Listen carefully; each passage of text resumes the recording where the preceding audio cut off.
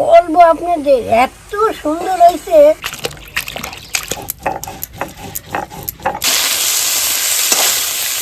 হয়ে গেছে।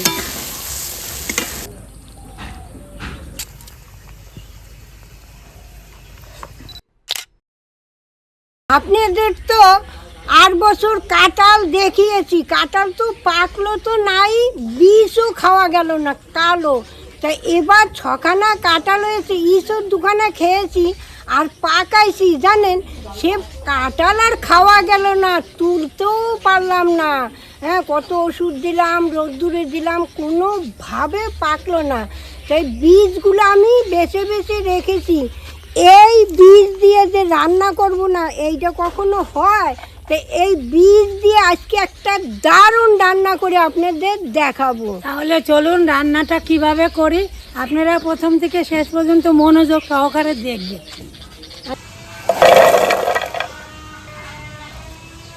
এই বীজগুলা আমি এখন ভালো করে চুচাটা ফেলে দিই।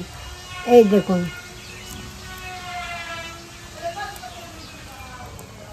কাঁচা তো একটু ফেলতে দেরি লাগে, এখনো ভালো রোদ্দুর হয়নি।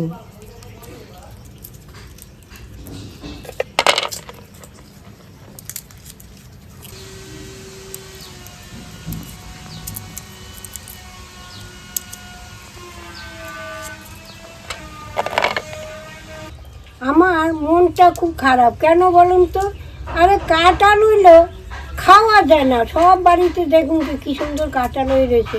যাক, আমার অল্প হোক বেশি হয়েছে তো, আর কাঁঠাল ভালো না, গাছটা আমি কেটেই দেবো। আরে ঠাকমা, গাছ কাটতে হবে না, এঁচড় হবে, আমরা এঁচড় খেয়ে নেব। হ্যাঁ, ইঁচড় কিন্তু ভালো লাগে খেতে। হ্যাঁ, গাছ কাটতে দেবো না। দেখুন গাছে কিন্তু এখনো কাঁঠাল আছে। হ্যাঁ, এখনো 3টা ঠাকমার এই কাঁঠাল আছে। যদি কেউ নিতে চান তাহলে অবশ্যই আমাদের সাথে যোগাযোগ করবে, এরকম কাঁঠাল ঠাকমা এমনিতেই দিয়ে দেবে। এরকম কাঁঠাল আমার বাপের জন্ম দেখিনি। কাঁঠাল এমনিতেই দেবো, দেবো না কেন? আমার সদস্য, আমি এমনিই দেবো। এই গাছে যে কাঁঠালটা হয়েছে ওখানে, এটা যদি না কাটে এই কাঁঠালের ভেতর থেকে দেখবেন গাছ হয়ে যাবে, আর একটা গাছ হয়ে যাবে, কিন্তু কাঁঠাল আর পাকবে না। কি যে কাঁঠাল, এরকম কাঁঠাল গাছ জীবনে প্রথম দেখছি ঠাকমার বাড়িতে এসে। বাবারে বাবা, সত্যি এরকম কাঁঠাল গাছ আমি দেখিনি। এদিকে আমি ডাঁটাগুলো কাটতে থাকি, ঝিরি ঝিরি করে কাটবো তো।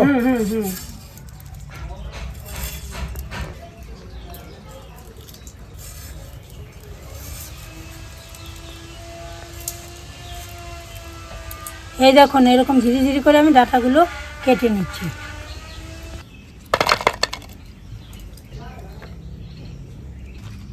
আমি বীজগুলো কেটে নিচ্ছি।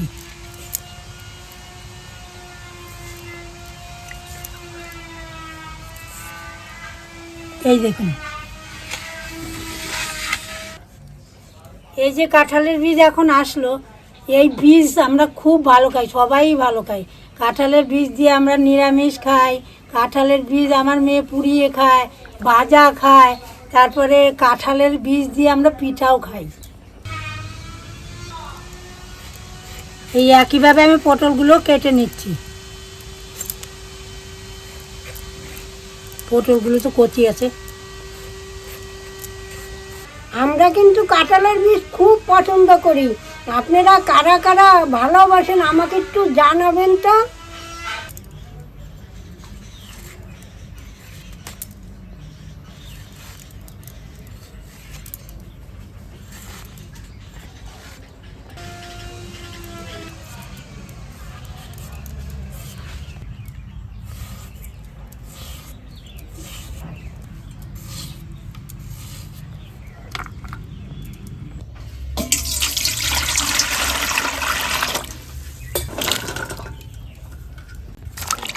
এই কাঁচা তরকারিগুলো আমি সব একসঙ্গে দিয়ে নিচ্ছি।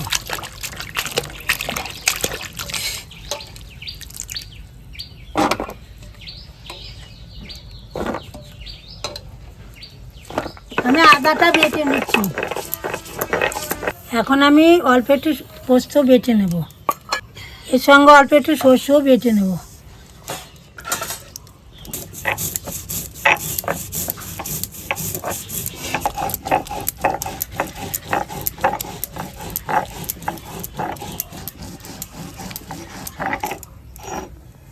বাটা হয়ে গেছে, আমি এখন তুলে নিচ্ছি।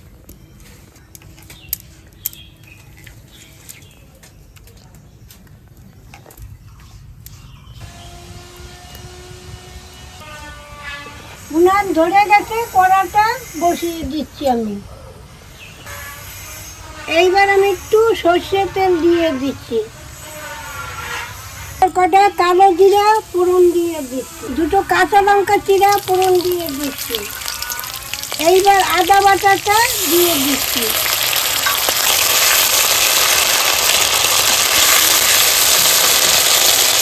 এবার আমি সব সবজিগুলো দিয়ে দিচ্ছি।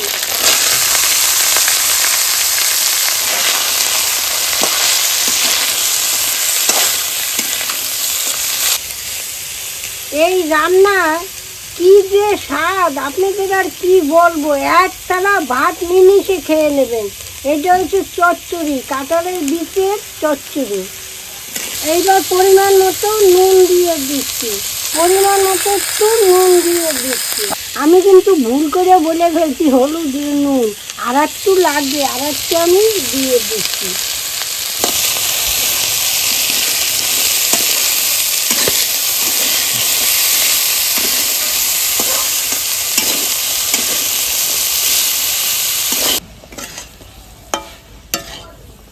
এই দেখুন ভালো করে আমি কি সুন্দর করে কষিয়ে নিয়েছি। এখন আমি সর্ষে আর পোস্ত বাটাটা দিয়ে দেব। এবার সর্ষে পোস্ত বাটাটা দিয়ে দিচ্ছি। এইবার আমি বাটি ধোয়া জলটাও দিয়ে দিচ্ছি। এবার চিরা কাঁচা লঙ্কাটা দিয়ে দিচ্ছি। এইবার একটু চিনি দিয়ে দিচ্ছি স্বাদের জন্য।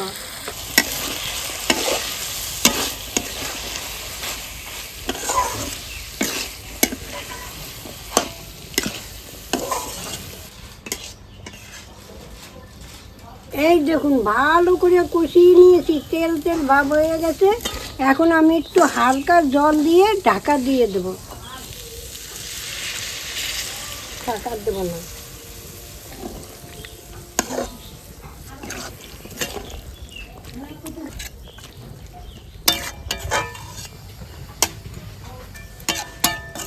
এবার একটু ঢাকা দিয়ে দেই, হইতে থাক। হ্যাঁ, কতক্ষণ লাগবে ঠাকুমা?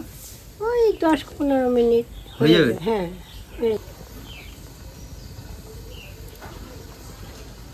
এই যে ঠাকুমার গাছের কাঁঠাল কিছুতেই পাকতে চায় না, কি যে কাঁঠাল কে জানে। অনেকক্ষণ হয়েছে, এখন খুলে দেখি। আরে বাপরে, হয়েই গেছে। এই দেখুন হয়েই গেছে।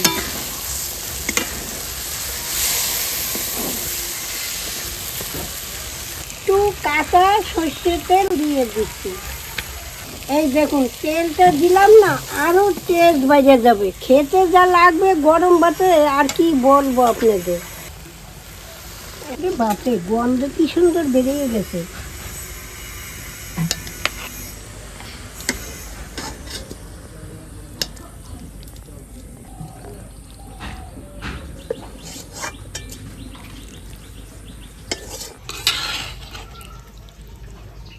খান দেখেন কেমন হয়েছে।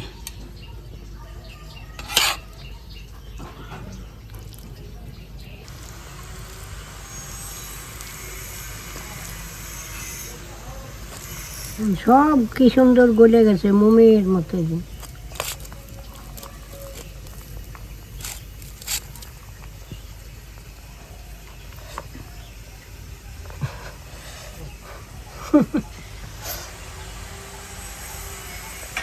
কি বলবো আপনাদের, এত সুন্দর হয়েছে, মনে হয় অমৃত। সব ভাত আমি খেয়ে নেবো এই দিন, এত ভালো হয়েছে।